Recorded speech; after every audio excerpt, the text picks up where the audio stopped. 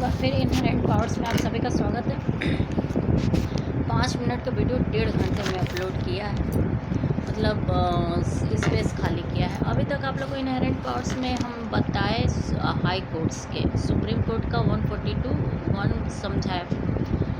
Inherent powers बहुत ही simple, कोई भी कोर्ट उसका मेन एम होता है जस्टिस प्रोवाइड करना। 100 दोषी छूट जाए लेकिन एक निर्दोष को सज़ा नहीं होना चाहिए। कोर्ट का हमेशा एम यही रहता है। और भारत का जो कोर्ट है उसका जो है रिफॉर्मेटिव प्रोसीजर्स हैं जो आजकल कोर्ट्स नहीं देख रहे हैं। और पुलिस तो सिंघम बनी रहती है, उसको फिल्मी ज़्यादातर फैक्टर्स क्या है, सारे सिस्टम में फिल्मी हो गया है।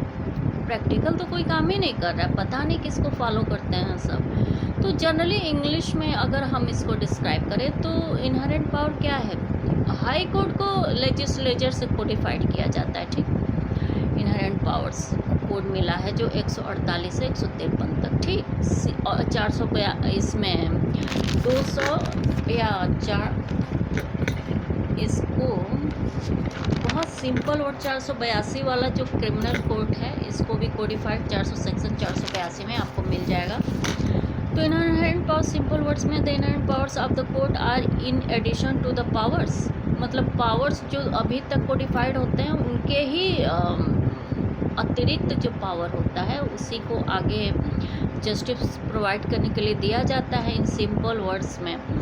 और जो कि उनका अभिन्न अंग है जिसको कोई नहीं काट सकता। जैसे कुछ दिमाग विहीन लोग बोलते हैं किसी चीज़ से ऊपर जुडिशरी नहीं हो सकता। अगर नहीं हो सकता तो आपके खुद के फंडामेंट राइट्स कौन सुरक्षित करेगा। और ठीक है, संघ सूची और राज्य सूची के कुछ मैटर्स हैं, उस पर अगर देखें ये तो 138 वगैरह यूनियन लिस्ट वगैरह में जो हैं मैटर्स उस पर भी रूल बनाता है।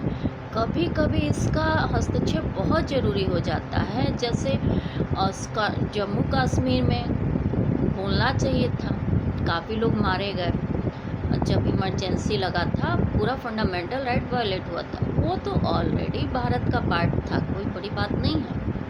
तो इस पर स्पीच नहीं दे सकते। थोड़ी देर बाद अपना इंट्रो देंगे तो उसमें बताएंगे कि टोटल हम कैसे क्या क्या आप लोग को दे सकते हैं। यदि कभी भविष्य में हम अपना एकेडमी खोलें तो हम वहाँ पे, घर में तो खोलेंगे नहीं, जैसे ऐसे वीडियोस डाल रहे हैं, हम आगे वहाँ पे स्टूडेंट्स के एडमिशन्स लेंगे। तो अभी आप लोग इससे पढ़ पा रहे हैं कि नहीं पढ़ पा रहे हैं ये हम देखेंगे। तो सिंपल वर्ड्स में जो हाई कोर्ट्स के लिए वर्ड यूज़ करेंगे, आप डिफ़ाइन करेंगे कभी भी अगर कोई पूछा इनहेरेंट पावर क्या होता है। तो inherent power of the court are in addition to the powers specially conferred on the court by the code. Supreme court के लिए ये ज़रूरी नहीं है। दे आर कम्प्लीमेंट्री, मतलब पूरक to those powers and the court is, जो अभी तक पावर्स दिए गए उसके कम पूरक हैं ये जो इनहेरेंट पावर्स हैं। And the court is free to exercise them for the end of justice और to prevent the abuse of the process of the court. और इसको इम्प्लीमेंट करने या फिर किसी भी तरह का एक्शन लेने के लिए कोर्ट पूरी तरह फ्री होता है। तो हम बता दिए 138 से 153 आप देखेंगे। 138 कह रहे हैं 148 से 48 से 153 देखेंगे। सीपीसी प्रोसीजर कोड का बैरेक्ट लीजिएगा हाई कोर्ट के सिविल एक्ट में। और 482 आपको मिल जाएगा क्रिमिनल कोर्ट्स में, कुछ जगहों पे इनका इनहेरेंट पावर। अब हम लोग सुप्रीम कोर्ट का इस वीडियो में देखेंगे।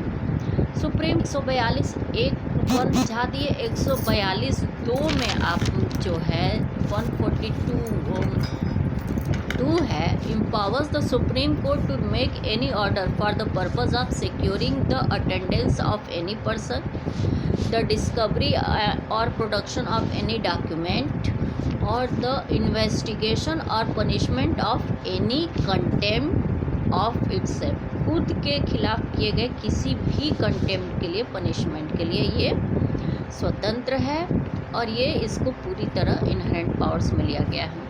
However, these powers are subject to the provisions or any law made in this behalf by the Parliament. इसमें ये जोड़ा गया है, ठीक। The power under Article 42 is inherent power and can be used for doing complete justice. Similarly, the power of the court under 144 जो article 144 बोलता है is also very wide and the court can formulate legal doctrines हम आप लोग को समझाएंगे भी कुछ to meet the ends of justice। ये 144 बोलता है। Article 144 provides that all authorities civil and judicial in the territory of India shall act in aid of the Supreme Court। जितनी अथॉरिटी सिविल एंड जुडिशियल हैं वो सारी पूरे भारत के अंदर एक्ट करेंगी, कार्य करेंगी, सुप्रीम कोर्ट को जस्टिस के अच्छी तरह प्रोवाइड करने में सहायक होंगी। 144 ये भी बोलता है।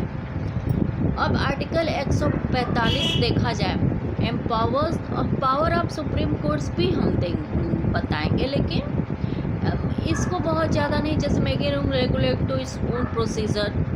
आर्टिकल 145 ये पार्लियामेंट राष्ट्रपति के उससे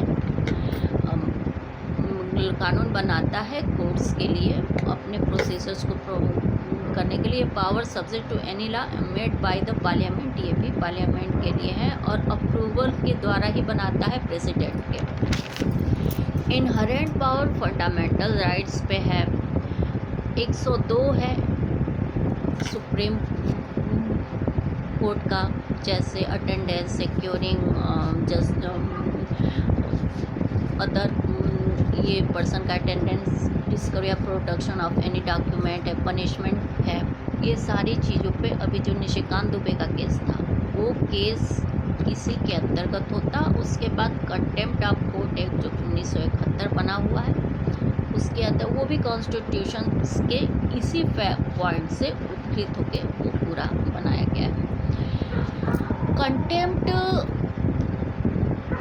किन किन लोगों को लेने का अधिकार है, कैसे कैसे किस किस पदाधिकारियों को कंटेम्प्ट के पर काम किया जा सकता है, इसका भी हम एक अलग वीडियो बनाएंगे। इसके अलावा power of high court, power of supreme court और पावर ऑफ प्रेसिडेंट, अभी आजकल इन्हीं सब चीज़ों पे चर्चा चल रही है। इस वजह से हम ये वीडियोस तुरंत बनाए हैं, क्योंकि अभी हम इन पे काम नहीं करते। अभी हम जिन चीज़ों को अपलोड कर रहे हैं उसी पे काम करते। इनहेरेंट पावर्स हो गया।